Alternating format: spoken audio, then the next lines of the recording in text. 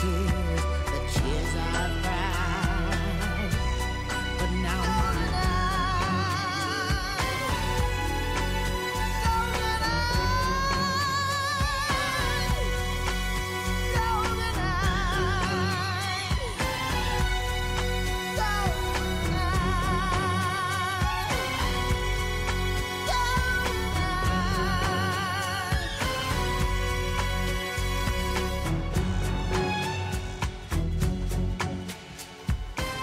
Kitaláltunk egy szőke kollekciót, és én úgy gondoltam, hogy mivel most a legdivatosabb színek, a nagyon világos, nagyon szürkés, nagyon fehéres árnyalatok voltak, ezért rögtön úgy gondoltam, hogy én egy aranyárnyalatot fogok festeni.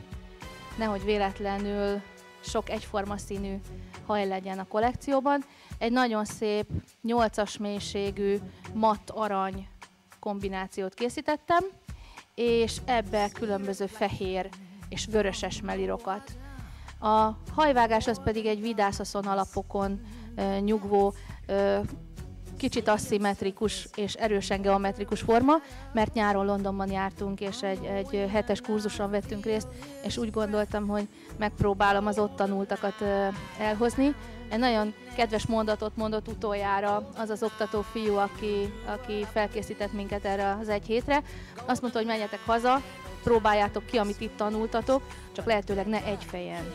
Hát remélem, hogy az enyém nem lett túl komplikált vagy bonyolult, és hogy megnyerje a tetszéseteket.